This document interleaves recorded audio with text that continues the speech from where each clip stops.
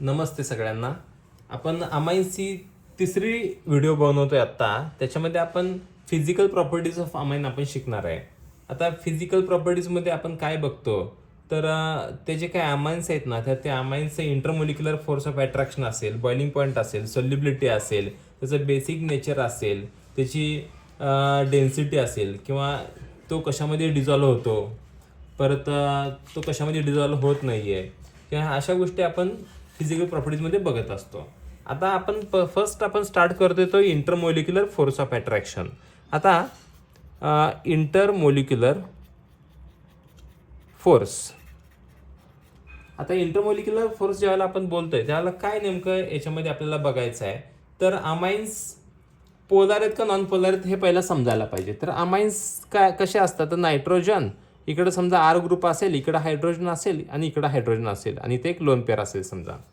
तर याच्यामध्ये तुम्ही बघितलं तर हा एन आणि एच ह्यांचा जर चार्ज सेपरेट केला तुम्ही, तर नायट्रोजन हा मोर इलेक्ट्रोनिगेटिव्ह आहे, त्यामुळे it carries a slightly negative charge आणि hydrogen carries slightly positive charge.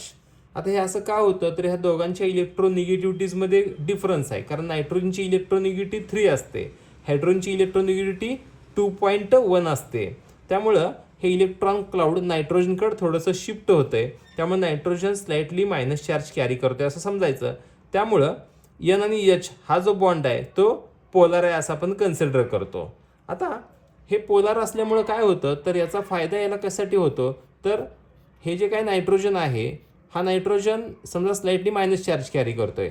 आता विषय काय होतो बघा, की हा एक मोलिक्यूल आहे समजा आणि हा दुसरा मोलिक्यूल आहे समजा. तर काय होतं की हा एक मोलिक्यूल आणि हा दुसरा मोलिक्यूल, ह्याच्यामध्ये एका मोलिक्यूलचा एच आणि दुसऱ्या मोलिक्यूलचा एन, ह्या दोघांच्या मध्ये असं डॉटेड लाईननं जे मी आता हे ड्रॉ करतोय ना, याला बोलायचं हायड्रोजन बॉन्डिंग, याला बोलायचं हायड्रोजन बॉन्डिंग. आता हे जे हायड्रोजन बॉन्डिंग आहे ना, हे हायड्रोजन बॉन्डिंग कोणामुळे तयार झालं, तर ह्या दोघांच्या पोलार बॉन्डमुळे तयार झालं, ह्या पोलार नेचरमुळे तयार झालं. आता इंटरमोलिक्युलर फोर्स ऑफ अट्रॅक्शन कोणत्या टाईपचं आहे, तर हायड्रोजन बॉन्डिंग या टाईपचं आहे. तर ह्याच्यामध्ये पण तुम्ही समजून घ्या, आपल्याकडे 3 अमाईन्स आहेत, प्रायमरी, सेकंडरी आणि टर्शरी. तर याच्यामध्ये विचार केला तर प्रायमरी जे काय अमाईन्स आहेत ना, यांचे इंटरमोलिक्युलर फोर्स ऑफ अट्रॅक्शन चांगलं असतं ॲज कम्पेअर टू सेकंड. म्हणजे यांचं सगळ्यात चांगलं इंटरमोलिक्युलर फोर्स ऑफ अट्रॅक्शन आहे सेकंडरीपेक्षा, सेकंडरी चांगलं आहे टर्शरीपेक्षा. साधं सोपं रिझन मी तुम्हाला सांगतो. ह्याच्यामध्ये 2 पोलार बॉन्ड आहेत, इकडं आणि इकडं. पण आपण जर आता समजा प्रायमरीमध्ये काय असतं की हा नायट्रोजन आहे, हा हायड्रोजन आणि इकडं आर अल्किल ग्रुप. हां, मग हा एक पोलार बॉन्ड, हा एक पोलार बॉन्ड, 2 पोलार बॉन्ड असल्यामुळं शेजारचे जे काही मोलिक्युल्स आहेत ना, ह्यांना अटॅच करून घेण्याची जी काही त्यांची टेंडन्सी ती चांगली असते. सेकंडरीमध्ये प्रॉब्लेम काय होतोय, तर बघा आता हे 2 आर आले आणि इथं एकच एच आला, त्यामुळं सी आणि जो आर आणि एन आहे तो बॉन्ड आपण पोलार म्हणतच नाही. हा एन आणि एच बॉन्ड हा पोलार कन्सिडर करतोय, एकच पोलार बॉन्ड आहे. त्यामुळं 2 पोलार बॉन्ड असण्यापेक्षा एक पोलार बॉन्ड असणं हे त्याच्यासाठी तोट्याचं आहे इंटरमोलिक्युलर फोर्स ऑफ अट्रॅक्शनसाठी. आणि टर्शरीमध्ये काय होतं, तर सी आणि एन हे दोघंच आले, हायड्रोजन नसतोच नायट्रोजनला अटॅच असणारा. त्यामुळं बॉइलिंग पॉईंट प्रायमरीचा जास्त असतो सेकंडरीपेक्षा, सेकंडरी जास्त असतो टर्शरीपेक्षा.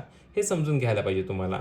इवन हे जे पाण्यामध्ये ज्यावेळी विरघळवताय तुम्ही, त्यावेळी सुद्धा हे हायड्रोजन बॉन्डिंग तिथं तुम्हाला मॅटर करतं. कारण कसं होतं बघा, समजा आता मी अमाईन काढतो, हा एन एच, हा एच आणि हा आर ग्रुप आहे आणि ह्याच्यावर लोन पेअर आहे, आणि समजा हा वॉटर, ऑक्सिजन, हायड्रोजन आणि हायड्रोजन. आता तुम्ही विचार करा, आता ह्या दोघांमध्ये विचार केला तर एचवर कोणता चार्ज येतो, स्लाइटली प्लस चार्ज येतो, आणि नायट्रोजन स्लाइटली मायनस चार्ज येतो. ह्या ओव्हर पण स्लाइटली मायनस, एचवर स्लाइटली प्लस, त्यामुळे दोघांचं चार्ज सेपरेशन झालं. हा अमोनियाचा मोलिक्यूल आहे, अमाईनचा मोलिक्यूल आहे, हा पाण्याचा मोलिक्यूल आहे. मग ह्या अमाईनचा मोलिक्यूल, हा पाण्याचा मोलिक्यूल, ह्याच्यामध्ये बघा हा एच आणि हा ओ यांच्यामध्ये जे हे अट्रॅक्शन दिसते ना, याला आपण बोलायचं hydrogen bonding. Due to that hydrogen bonding amines हे पाण्यामध्ये विरघळतात. आता याच्यामध्ये पण कसं आहे की इंटरमोलिक्युलर फोर्स ऑफ अट्रॅक्शनवर बॉइलिंग पॉईंट डिपेंड असतो.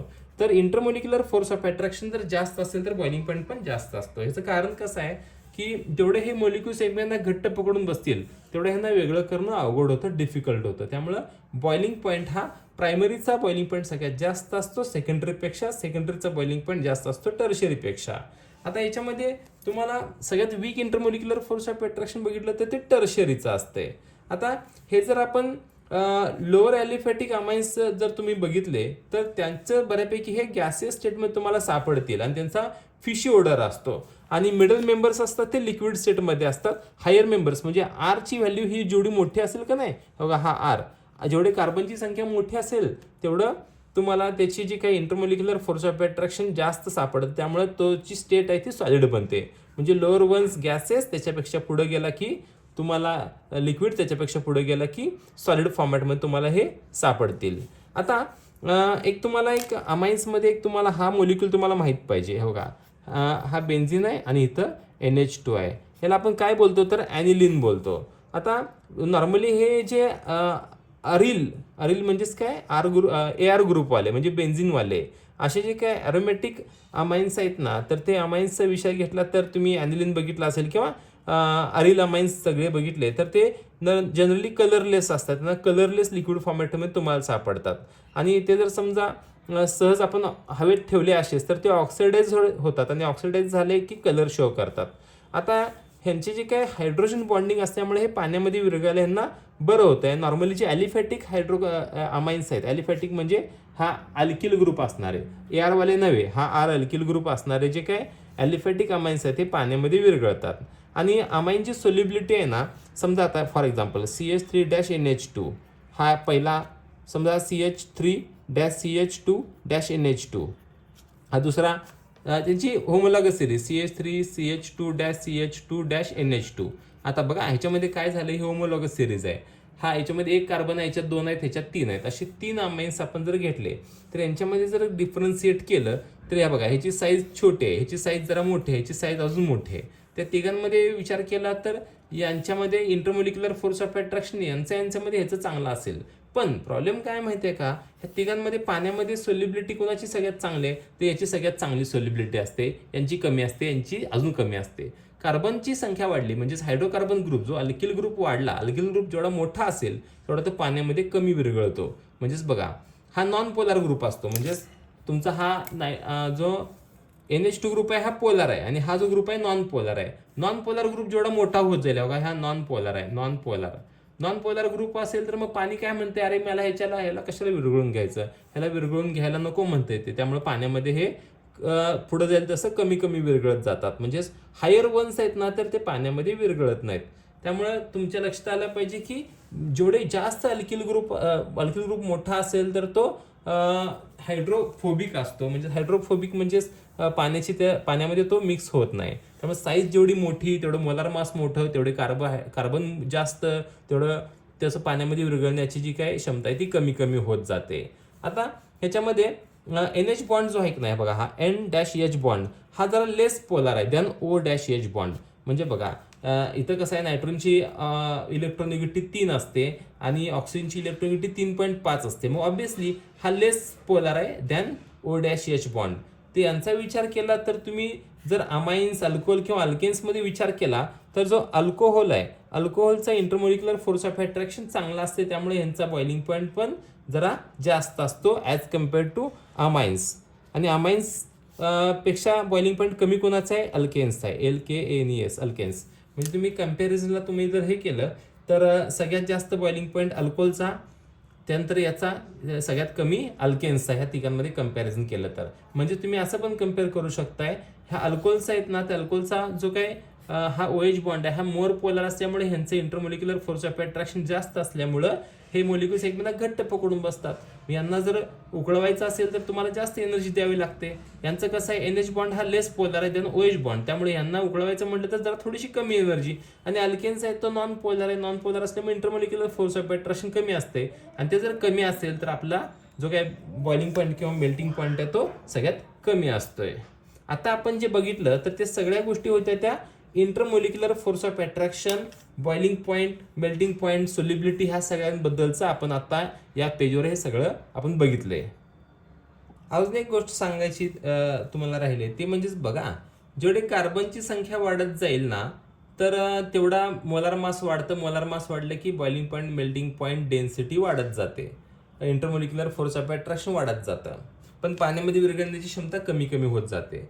पण तुम्ही अनेक समजून घ्या. तर समजा असं असेल CH3, CH2 आणि NH2 आता ह्याचा विचार केला तर याचं जे काय बॉइलिंग पॉईंट आहे, हा बॉइलिंग पॉईंट आणि ह्याचा बॉइलिंग पॉईंट आपण कम्पॅरिझन करूया. CH3 NH2-CH2-CH3 किंवा असं करूया आपण CH3-CH-CH3-NH2. म्हणजे काय केलं बघा बरं आपण, ह्याची साईज बघा, ह्याची साईज जास्त असते, ह्याची साईज जरा कमी आहे. हे दोघे एकमेकांचे आयसोमर्स आहेत, ह्यातमध्ये ब्रँचिंग नाही, ह्याला एक ब्रँच आली. जर ब्रँचिंग वाढलं तर साईज कमी होते, आणि साईज कमी झाली की सरफेस एरिया कमी होतो, आणि सरफेस एरिया कमी झाला की इंटरमोलिक्युलर फोर्स ऑफ अट्रॅक्शन पण कमी होते. आणि ते इंटरमोलिक्युलर फोर्स ऑफ अट्रॅक्शन कमी झाल्यामुळं काय होतं तर तुमचा बॉइलिंग पॉईंट, मेल्टिंग पॉईंट हा कमी होतो. त्यामुळे ही गोष्ट सगळ्या टॉपिकसाठी तुम्ही वापरायची. जेवढं तुम्ही ब्रँचिंग वाढवाल तेवढं काय होतं तर साईज कमी होते as compare to this molecule. म्हणजे ह्याच्यामध्ये पण 3 कार्बन आहेत, त्याच्यामध्ये पण 3 कार्बन आहेत, म्हणजे हे दोघे एकमेकांचे आयसोमर्स आहेत. आयसोमर्समध्ये जेवढे ब्रँचिंग जास्त तेवढं साईज कमी. साईज कमी म्हटल्यानंतर सरफेस एरिया कमी. सरफेस एरिया कमी म्हटलं की इंटरमोलिक्युलर फोर्स ऑफ अट्रॅक्शन कमी. इंटरमोलिक्युलर फोर्स ऑफ अट्रॅक्शन कमी म्हटलं की आपण असं सांगू शकतो की त्यांचा मेल्टिंग बॉइलिंग पॉईंट कमी असतो. थँक्यू.